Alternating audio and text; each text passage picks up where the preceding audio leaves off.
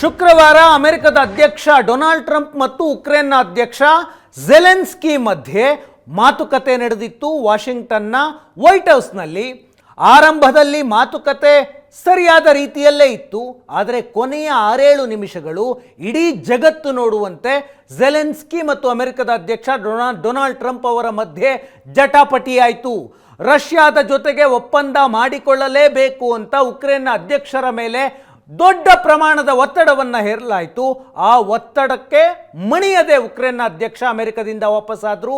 ಈಗ ಯುರೋಪಿಯನ್ ದೇಶಗಳ ಜೊತೆ ಉಕ್ರೇನ್ ಮಾತುಕತೆಯನ್ನು ನಡೆಸ್ತಾ ಇದೆ. ಉಕ್ರೇನ್ನ ವಿಷಯವಾಗಿ ಇವತ್ತು ಅಮೆರಿಕವನ್ನು ದೂರ ಇಟ್ಟು ಯುರೋಪಿಯನ್ ದೇಶಗಳು ಸಭೆ ಮಾಡಿದ್ದಾವೆ. ಲಂಡನ್ನಲ್ಲಿ ಇವತ್ತು ಯುರೋಪ್ನ 19 ದೇಶಗಳ ನಾಯಕರು ಸಭೆಯನ್ನು ಮಾಡಿದ್ದಾರೆ. ಅಮೆರಿಕದ ವಿರುದ್ಧ ಹಾಗಿದ್ರೆ ಯುರೋಪಿಯನ್ ದೇಶಗಳು ಒಗ್ಗಟ್ಟಾದುವ ಅನ್ನುವ ಪ್ರಶ್ನೆ ಬರುತ್ತೆ. ಉಕ್ರೇನ್ನ ವಿಷಯದಲ್ಲಿ, ರಷ್ಯಾದ ದಾಳಿಯ ವಿಷಯದಲ್ಲಿ ಅಮೆರಿಕದ ವಿರುದ್ಧ ಯುರೋಪಿಯನ್ ದೇಶಗಳು ಒಗ್ಗಟ್ಟಾದ ರೀತಿಯಲ್ಲಿ ಕಾಣಿಸ್ತಾ ಇದ್ದಾವೆ. ರಷ್ಯಾ ಉಕ್ರೇನ್ ಯುದ್ಧದ ವಿಷಯದಲ್ಲಿ ಉಕ್ರೇನ್ ಪರ ನಿಲ್ಲೋದಕ್ಕೆ ಯುರೋಪ್ ನಿರ್ಧಾರ ಮಾಡಿದೆ. ಅಮೆರಿಕವನ್ನ ದೂರ ಇಟ್ಟು ಉಕ್ರೇನ್ ಪರವಾಗಿ ಯುರೋಪಿಯನ್ ದೇಶಗಳು ಇವತ್ತು ಸಭೆ ಮಾಡಿದ್ದಾವೆ. ಅಮೆರಿಕದ ಅಧ್ಯಕ್ಷ ಡೊನಾಲ್ಡ್ ಟ್ರಂಪ್ ರಷ್ಯಾದ ಪರವಾಗಿ ಮಾತನಾಡ್ತಾ ಇದ್ದಾರೆ, ಪುಟಿನ್ ಪರವಾಗಿ ಮಾತನಾಡ್ತಾ ಇದ್ದಾರೆ. ಹಾಗಾಗಿ ರಷ್ಯಾದ ಜೊತೆ ಶಾಂತಿ ಒಪ್ಪಂದ ಮಾಡಿಕೊಳ್ಬೇಕು ಅಂತ ಡೊನಾಲ್ಡ್ ಟ್ರಂಪ್ ಉಕ್ರೇನ್ನ ಮೇಲೆ ಒತ್ತಡವನ್ನು ಹೇರಿದ್ರು. ಆ ಒತ್ತಡಕ್ಕೆ ಉಕ್ರೇನ್ ಮಣಿದಿಲ್ಲ. ಈಗ ಡೊನಾಲ್ಡ್ ಟ್ರಂಪ್ ಈ ವಿಷಯವಾಗಿ ಡೊನಾಲ್ಡ್ ಟ್ರಂಪ್ ಅವರನ್ನು ದೂರ ಇಟ್ಟು ಯುರೋಪಿಯನ್ ದೇಶಗಳು ಉಕ್ರೇನ್ ಪರವಾಗಿ ನಿಲ್ಲುವ ನಿರ್ಧಾರವನ್ನು ಮಾಡಿದ್ದಾವೆ. ಇವತ್ತು ಲಂಡನ್ನಲ್ಲಿ ಸಭೆ ನಡೀತು. 18 ಯುರೋಪಿಯನ್ ದೇಶಗಳು, ಪ್ರಮುಖ ಯುರೋಪಿಯನ್ ದೇಶಗಳು ಮತ್ತು ಕೆನಡಾದ ಪ್ರಧಾನಿ, ಒಟ್ಟಾರೆ 19 ದೇಶಗಳು. ನ್ಯಾಟೋ ಅಲಯನ್ಸ್ ಇದೆ, ನಾರ್ತ್ ಅಟ್ಲಾಂಟಿಕ್ ಅಲಯನ್ಸು. ಈ ಅಲಯನ್ಸ್ನಲ್ಲಿ 32 ದೇಶಗಳಿದ್ದಾವೆ. 30 ದೇಶ ಯುರೋಪಿಯನ್ ದೇಶಗಳು, ಇನ್ನೆರಡು ಅಮೆರಿಕ ಮತ್ತು ಕೆನಡಾ. ಪ್ರಮುಖ ದೇಶ ಅಂದ್ರೇನೆ ಅಮೆರಿಕ. ನ್ಯಾಟೋ ಪಡೆಯಲ್ಲಿ ನ್ಯಾಟೋ ಮೈತ್ರಿ, ಮಿಲಿಟರಿ ಅಲಯನ್ಸ್, ಇದು ಮಿಲಿಟರಿ ಒಕ್ಕೂಟ. ರಷ್ಯಾದ ವಿರುದ್ಧವಾಗಿ ಹೋರಾಡಬೇಕು ಅಂತ ಕಟ್ಟಿಕೊಂಡಂತಹ ಮಿಲಿಟರಿ ಅಲಯನ್ಸ್ ಇದು. ಈಗ ಇದೇ ನ್ಯಾಟೋದಲ್ಲಿರುವಂತಹ ಪ್ರಮುಖ ದೇಶ ಅಮೆರಿಕ ಪುಟಿನ್ ಪರವಾಗಿ ಮಾತನಾಡ್ತಾ ಇದ್ದಾರೆ. ಕಳೆದ 3 ವರ್ಷಗಳಿಂದ ಯುದ್ಧ ನಡೀತಾ ಇದೆ. ಇವತ್ತು ಉಕ್ರೇನ್ ಮತ್ತು ರಷ್ಯಾದ ಮಧ್ಯೆ ಯುದ್ಧ ಆರಂಭವಾಗಿ 1103ನೇ ದಿನ. ಇಷ್ಟು ದಿನಗಳ ಕಾಲ ರಷ್ಯಾ ಮತ್ತು ಉಕ್ರೇನ್ ಯುದ್ಧದಲ್ಲಿ ಉಕ್ರೇನ್ ಪರವಾಗಿತ್ತು ಅಮೆರಿಕ. ಯಾವಾಗ ಡೊನಾಲ್ಡ್ ಟ್ರಂಪ್ ಅವರು ಗೆದ್ದು ಬಂದರೋ ಆಗಿನಿಂದ ಪುಟಿನ್ ಪರವಾಗಿ ಮಾತನಾಡ್ತಾ ಇದ್ದಾರೆ. ಈ ಯುದ್ಧ ಈಗಲೇ ನಿಲ್ಲಬೇಕು ಅನ್ನುವ ವಿಷಯವನ್ನು ಡೊನಾಲ್ಡ್ ಟ್ರಂಪ್ ಪ್ರಸ್ತಾಪ ಮಾಡ್ತಾ ಇದ್ದಾರೆ. ಯುದ್ಧ ನಿಲ್ಲಬೇಕು ಅಂದ್ರೇನು? ಈಗಾಗಲೇ ಉಕ್ರೇನ್ನ 20% ಭೂಪ್ರದೇಶವನ್ನು ರಷ್ಯಾ ಆಕ್ರಮಿಸಿಕೊಂಡಿದೆ. ಅದನ್ನು ವಾಪಸ್ ಬಿಟ್ಟುಕೊಡಬೇಕು. ಆಗಿದ್ರೆ ಯುದ್ಧ ಕದನ ವಿರಾಮಕ್ಕೆ ನಮ್ಮ ಒಪ್ಪಿಗೆ ಇದೆ ಅಂತ ಉಕ್ರೇನ್ ಹೇಳ್ತಾ ಇದೆ. ಆದರೆ ಡೊನಾಲ್ಡ್ ಟ್ರಂಪ್ ಅದನ್ನು ಹೇಳ್ತಾ ಇಲ್ಲ. ಸದ್ಯಕ್ಕೆ ಹೇಗಿದೆಯೋ ಹಾಗೆ ಸ್ಟೇಟಸ್ ಕೋ. ರಷ್ಯಾದ ಬಳಿ ಎಷ್ಟು ಭೂಪ್ರದೇಶ, ಉಕ್ರೇನ್ ಭೂಪ್ರದೇಶ ಆಕ್ರಮಣ ಆಗಿದೆಯೋ ಅದನ್ನು ಬಿಟ್ಟು ಬಿಡಬೇಕು. ಈ ರೀತಿಯಾದಂತಹ ಒಪ್ಪಂದಕ್ಕೆ ಯಾವ ದೇಶವೂ ಒಪ್ಕೊಳ್ಳೋದಿಲ್ಲ. ಜೊತೆಗೆ ಯುದ್ಧಾಪರಾಧಕ್ಕೆ ರಷ್ಯಾ ಯಾವುದೇ ಬೆಲೆ ತೆರೋದಿಲ್ಲ ಅನ್ನುವಂತಹ ಒಪ್ಪಂದವನ್ನು ರಷ್ಯಾ ಮಾಡ್ಕೊಳ್ಳೋದಕ್ಕೂ ಅಮೆರಿಕ ಮಾಡಬೇಕು ಅಂತ ಉಕ್ರೇನ್ನ ಮೇಲೆ ಒತ್ತಡ ಹೇರೋದಕ್ಕೊಳ್ತು. ಅದಕ್ಕೆ ಒಪ್ಕೊಂಡಿಲ್ಲ. ಈಗ ಉಕ್ರೇನ್ ಒಪ್ಕೊಂಡಿಲ್ಲ, ಜೊತೆಗೆ ಯುರೋಪ್ನ ಯಾವ ದೇಶಗಳು ಕೂಡ ಟ್ರಂಪ್ ಸರ್ಕಾರದ ನಿಲುವನ್ನು ಒಪ್ಪಿಕೊಳ್ತಾ ಇಲ್ಲ. ರಷ್ಯಾದ ಅಧ್ಯಕ್ಷ ಪುಟಿನ್ ಉಕ್ರೇನ್ನ ಮೇಲೆ ಯುದ್ಧ ಸಾರಿರೋದು. ಅವರು ಒಪ್ಪಂದ ಮಾಡ್ಕೊಳ್ಬೇಕು ಅಂದರೆ ಯುದ್ಧ ಅವರ ಮೂಲಕ ನಿಲ್ಲಬೇಕು ಅನ್ನೋದು ಎಲ್ಲ ಯುರೋಪಿಯನ್ ದೇಶಗಳ ಒತ್ತಾಯ. ಹೀಗಾಗಿ ಅಮೆರಿಕದ ಈ ಹೊಸ ನಿಲುವು, ಜೋ ಬೈಡನ್ ಸರ್ಕಾರ ಉಕ್ರೇನ್ನ ಪರವಾಗಿತ್ತು ಯುದ್ಧದ ವಿಷಯದಲ್ಲಿ. ಈಗ ಡೊನಾಲ್ಡ್ ಟ್ರಂಪ್ ಸರ್ಕಾರ ಉಕ್ರೇನ್ನ ವಿರುದ್ಧವಾಗಿದೆ. ಹಾಗಾಗಿ ಯುರೋಪ್ ಉಕ್ರೇನ್ನ ಬೆನ್ನಿಗೆ ನಿಲ್ಲುವಂತಹ ನಿರ್ಧಾರ ಮಾಡಿದೆ.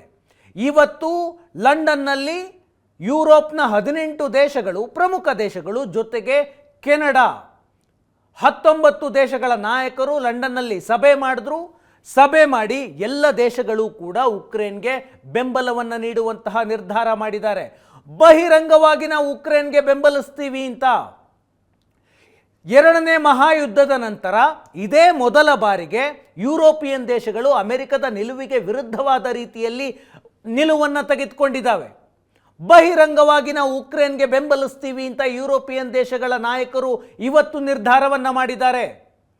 NATO, North Atlantic Treaty Organization, ಎರಡನೇ ಮಹಾಯುದ್ಧದ ನಂತರ ಶುರುವಾದಂತಹ ಮಿಲಿಟರಿ ಒಕ್ಕೂಟ, ಇದರ ನೇತೃತ್ವವೇ ಅಮೆರಿಕದ್ದು. ನ್ಯಾಟೋ ಮೈತ್ರಿಕೂಟ ಸೃಷ್ಟಿಯಾಗಿದ್ದೇ ಸೋವಿಯತ್ ರಷ್ಯಾವನ್ನು ಪ್ರತಿರೋಧಿಸೋದಕ್ಕೋಸ್ಕರ. ಸೋವಿಯತ್ ರಷ್ಯಾದ ಇನ್ಫ್ಲೂಯೆನ್ಸ್ ಯುರೋಪ್ನ ಮೇಲೆ ಆಗಬಾರದು ಅನ್ನುವಂತಹ ಕಾರಣಕ್ಕೆ ಹುಟ್ಟಿಕೊಂಡಂತಹ ಮಿಲಿಟರಿ ಸಂಘಟನೆ ನ್ಯಾಟೋ. ಇವತ್ತು ನ್ಯಾಟೋದ ಪ್ರಮುಖ ದೇಶವೇ ಉಲ್ಟಾ ಹೊಡೆದಿದೆ.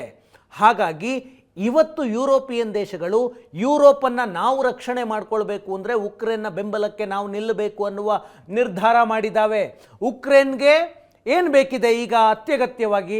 ಒಂದು, ಶಸ್ತ್ರಾಸ್ತ್ರ ಪೂರೈಕೆ ಆಗಬೇಕು, ಜೊತೆಗೆ ಹಣಕಾಸಿನ ನೆರವು.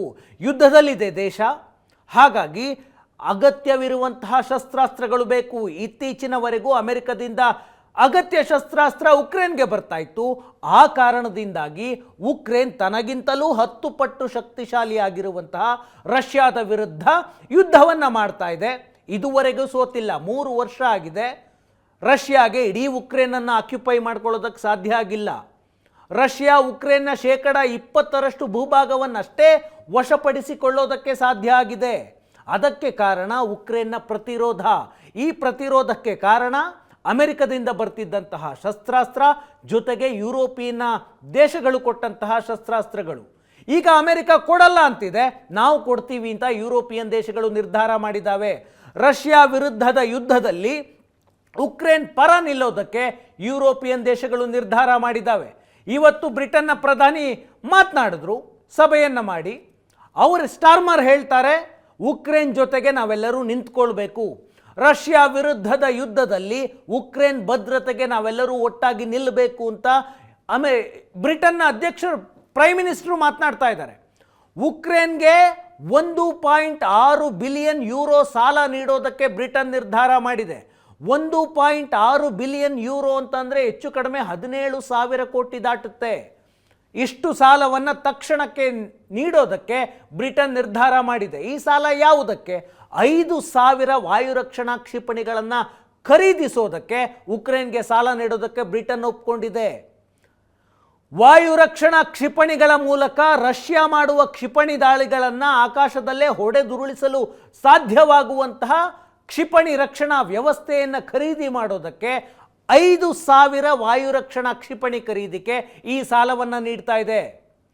ಕಿಯರ್ ಸ್ಟಾರ್ಮರ್ UK ಪ್ರಧಾನಿ ಹೇಳ್ತಾರೆ, ಯುರೋಪ್ನ ಎಲ್ಲ ದೇಶಗಳು ಕೂಡ ಉಕ್ರೇನ್ ನೆರವಿಗೆ ನಿಲ್ಲಬೇಕು ಅಂತ ಮನವಿಯನ್ನು ಮಾಡಿಕೊಳ್ತಾ ಇದ್ದಾರೆ.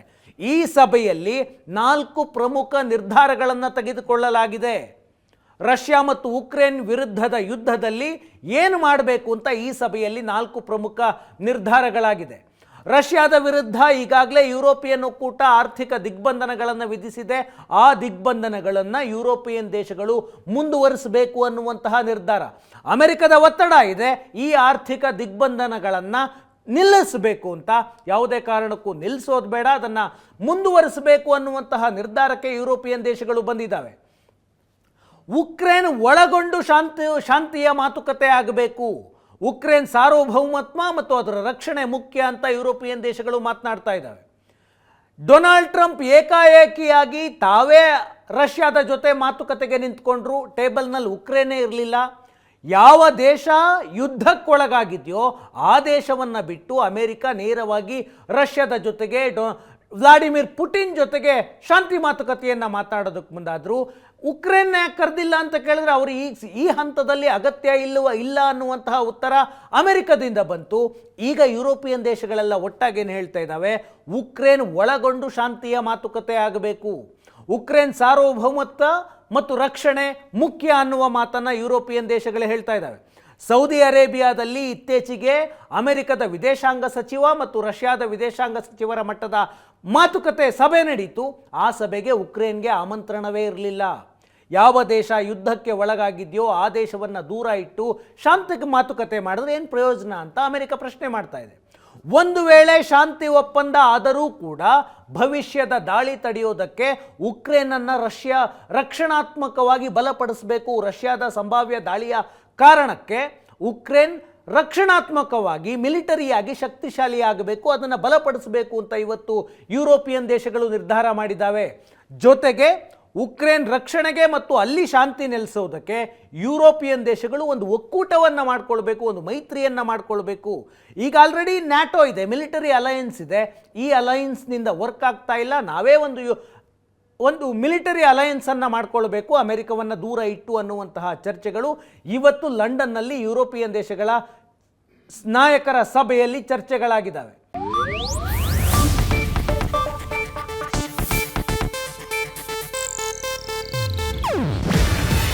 ಇದು ಏಷ್ಯಾನೆಟ್ ನ್ಯೂಸ್ ನೆಟ್ವರ್ಕ್ ಪ್ರಸ್ತುತಿ. ನೀವು ನೋಡ್ತಿದ್ದೀರಾ ಏಷ್ಯಾನೆಟ್ ಸುವರ್ಣ ನ್ಯೂಸ್.